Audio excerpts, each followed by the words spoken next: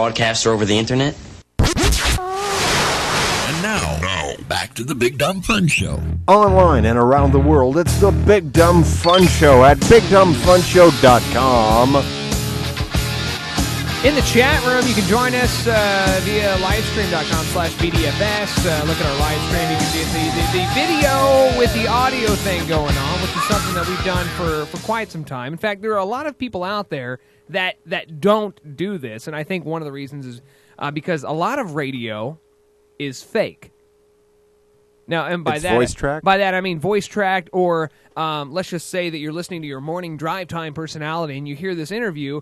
They're interviewing somebody, but that interview may be pre-recorded, and so in actuality, the guys are just sitting back in studio, just gearing up for the next segment, which I'm not going to knock. If we were on 5 days a week and we had a cool interview, but we had couldn't get it till after 10 a.m. Couldn't get it till after 10. We might do the same thing, but a lot of these, in fact, I know in Kansas City, no morning show has like a live video aspect to it, and it's something that we're very proud of. And a couple of new folks that hop into the chat room, our live stream chat room, it does it all, commenting on how hey, the video and the audio they sync together, and they love that aspect of it, and that's a conscious effort. That's something that we work really hard on, and I'm always appreciate.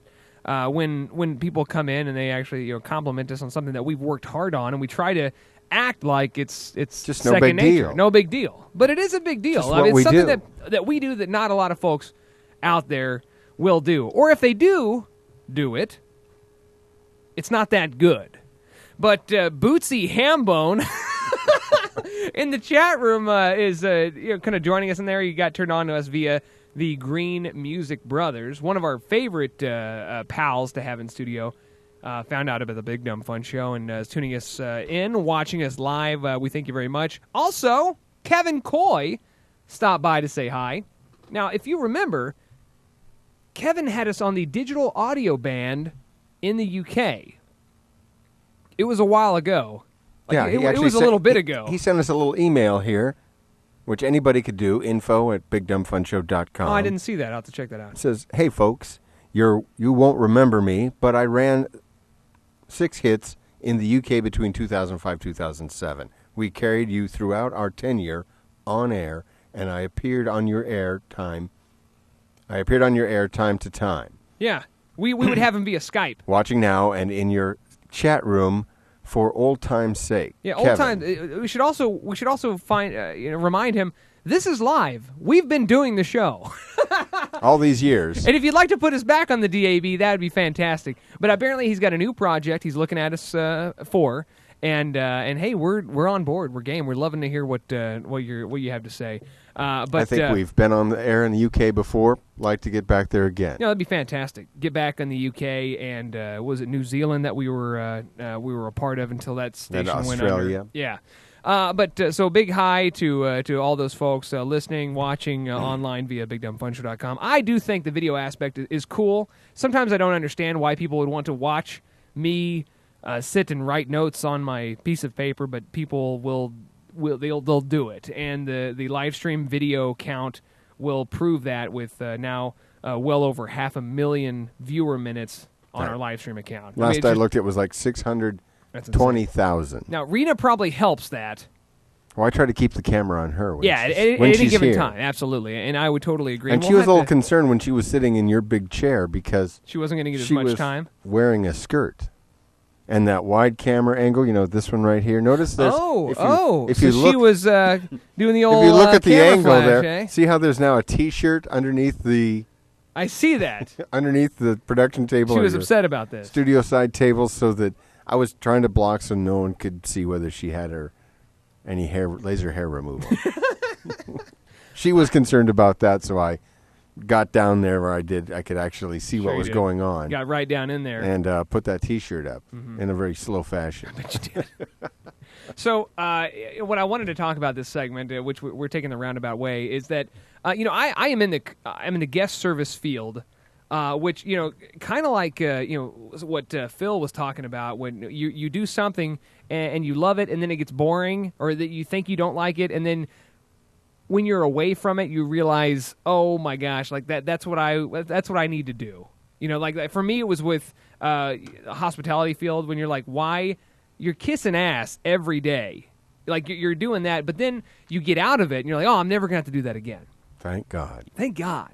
But then you're like, holy crap, every day was something new. It was a new challenge, and I can't believe all the BS people would bring forward. I know. Really. I got pretty good at diffusing a lot of highly tense situations with my razor sharp wit, right? So that's something that I've noticed that that today, you know, I'll go to the movies or I'll go to somewhere else that you know there's a great deal of guest service Where involved. you're actually a guest. Where I am the guest, and man, they're just missing the mark every chance you get. From not opening a door to not saying thank you to like, there's so many different ways that we're missing the mark as a country. Guest service has gone through the roof.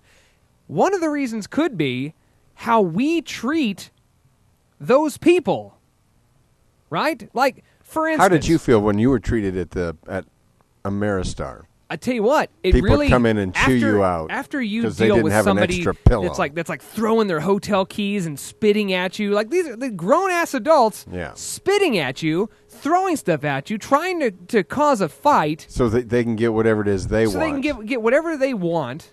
And the worst thing you can do is give it to them. And of course, what they want is something for nothing. Exactly. Most often. But after you come out of that situation, to then have to go straight in to the next guest and not treat the next guest like crap. Like, what's this going to be? Yeah, I mean, it's tough to do. I mean, it's tough to do. Actually, I think in those you need training in to those do it. instances where the next person you're going to be dealing with is right behind the angry guest. Oh, those are the easiest.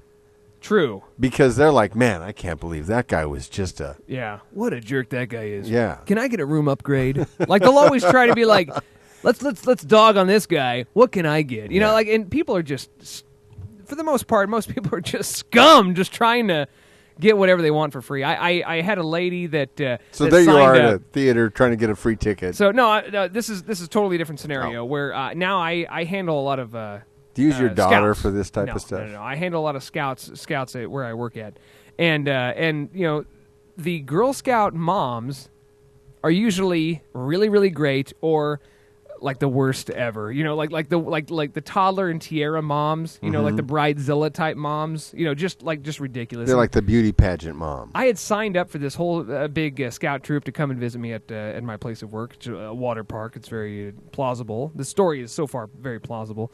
And so they paid a certain amount to get in. Yes. They all showed up. They went into the water resort, and another person in the party showed up. They paid to get in, and then they went into the water resort. No problem so far. But then once they start talking, they're like, "Oh, we already paid for you because you're a part of the group." So she comes out. And she tries to explain that to the front desk, of which the front desk said, "Oh, we don't do, you know, refunds. We can do you in credit. Really not our problem that this person paid us accidentally, you know, like." So anyway, they bring it to me.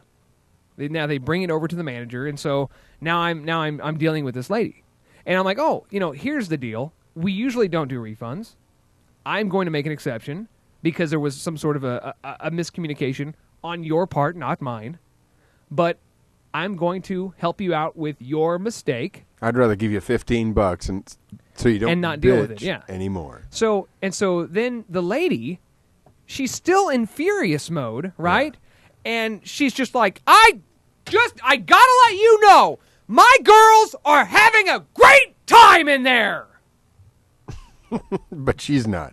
And I'm just like, that I'm glad, I guess, right? That they're having a good time. Could you tell that to me in a different tone of voice? And she's like, we come here almost every month. This is the best thing that they do, and they're having a fantastic time, and we're going to be back next month. And I'm like, I guess I'm happy. Like, I'm glad. Like, she was already in so much of a pissed mode that she couldn't turn into the thankful mode. Because she was on pissed mode, right? Yeah. And so she can't even give a compliment. You gave her what she wanted. She gave an angry compliment. How the hell is that even possible? Let's see if we can get Rena on the phone next on the Big Dumb Fun Show. No, you